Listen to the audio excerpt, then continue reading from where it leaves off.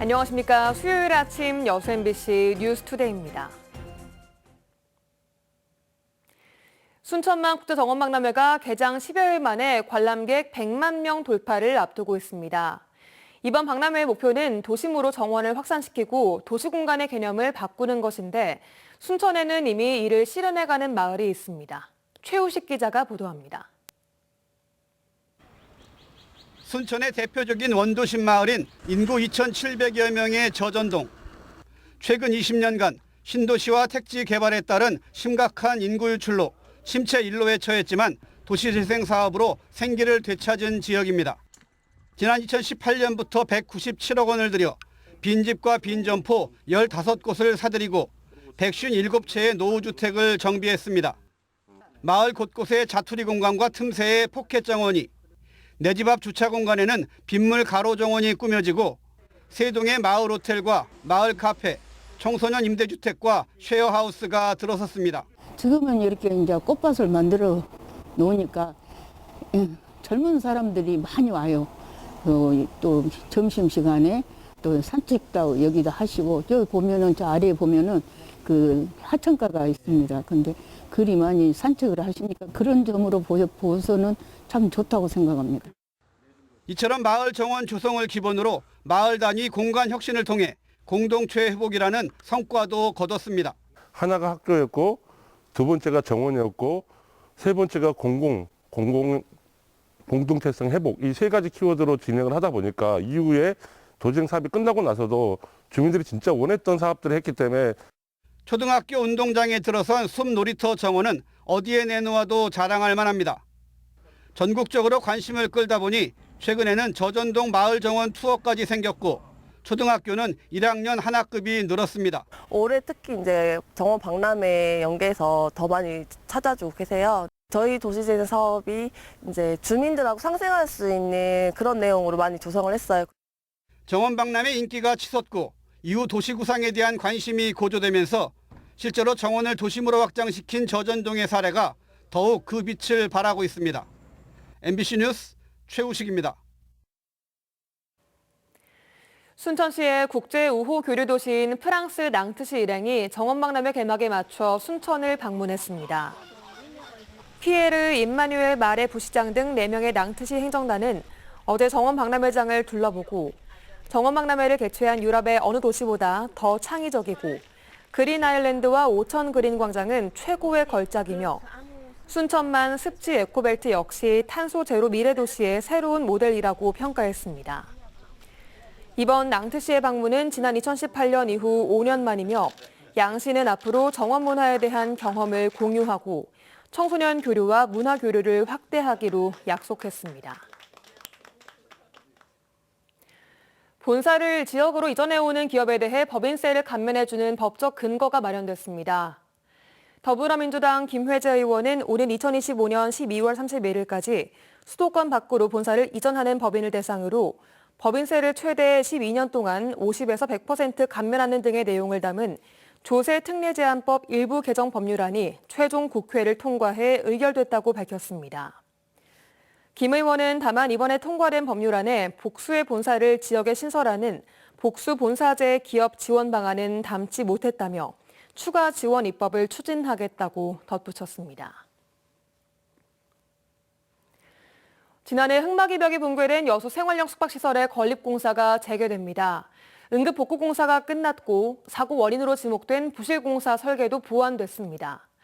하지만 5개월 넘게 고여있는 해수의 방출을 놓고는 우려가 나오고 있습니다. 보도에 김단비 기자입니다. 지난해 11월 붕괴 사고가 발생한 여수 웅천동의 한 생활형 숙박시설 공사장입니다. 주변 바닷물이 유입되면서 무너져 내린 흑마기벽이 다시 세워졌고 갈라지고 내려앉은 보행로도 메워졌습니다. 사고 5개월여 만에 응급 복구 공사가 완료된 겁니다. 여수시는 소규모 지하 안전 영향평가를 토대로 흑마기 공사에 대한 설계를 보완하고 공사 중지를 철회하기로 했습니다. 집안이 안정화된 상태로 판단되며 재발 방지를 위한 흑마기 가시설 공법을 변경하여 인근 상가와 주민들의 재산 피해에 대한 보상도 대부분 마무리됐습니다. 27곳 가운데 한 곳을 제외하고 보상 협의가 끝났습니다. 제 뒤로 보이는 것처럼 공사장에 고여있는 해수 4만 톤을 빼내는 작업도 진행될 예정입니다.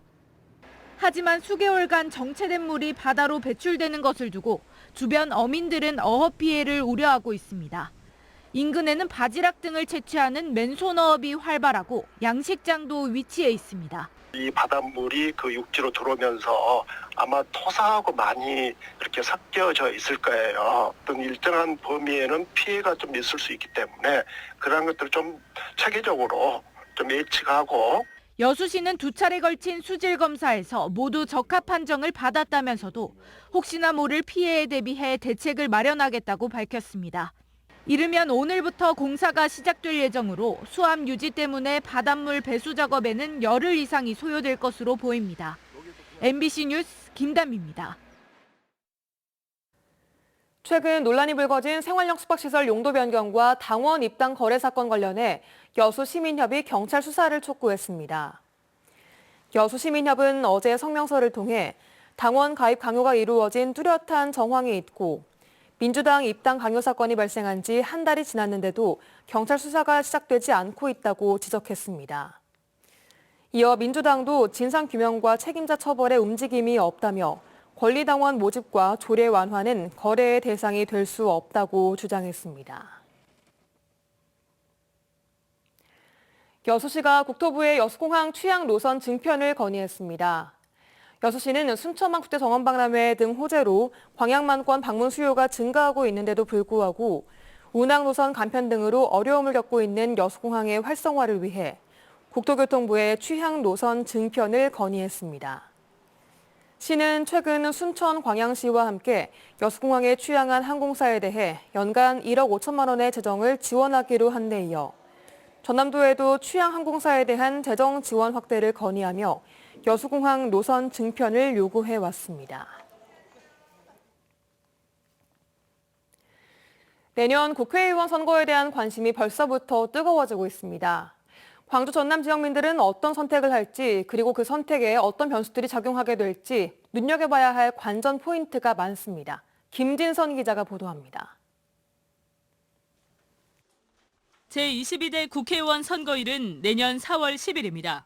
광주 전남은 사실상 민주당 독점 구도. 결국 민주당 공천 룰은 내년 선거 과정에서 가장 큰 변수 가운데 하나입니다. 현역 의원 평가 방식을 비롯해 감점 기준과 범위, 그리고 경선 인원 등 민감한 쟁점들이 적지 않습니다. 늘 그래왔듯 내부 잡음을 피할 수 없는 상황이어서 민심과 당심을 모두 포용할 수 있는 룰을 어떻게 만드는지가 관건입니다. 시스템 공천 룰은 이달 안에 최종 완성될 예정입니다. 네, 1차 시안은 완성을 했고요. 다시 최고위에 이제 보고를 해서 의결을 하고 그 이후에 전 당원 투표로 확정토록 그렇게 되어 있습니다. 이달 말까지는 완성을 하도록 하겠습니다. 이런 기준을 적용했을 때 내년 선거에서 광주 전남 현역 국회의원들의 물갈이 폭이 얼마나 될지는 초미의 관심사입니다. 역대 총선 현역 물갈이 폭은 19대 35%, 20대 47%, 3년 전 치러진 21대 총선에서는 18명의 지역구 의원 가운데 15명이 교체됐습니다. 그 현역 의원에 대한 만족도가 역대 어느 때보다 더 낮은 상황이거든요. 그래서 현역 물갈이가 제도적인 어떤 변화 없이 어느 정도 이루어질 수 있을 것인가, 이것도 포인트일 것 같습니다. 내년 국회의원 선거가 1년 앞으로 다가왔지만 선거제도 개편이나 선거구 획정 등 여전히 변수가 많아 정치 지형이 어떻게 바뀔지 한 치 앞도 내다보기 힘든 상황입니다.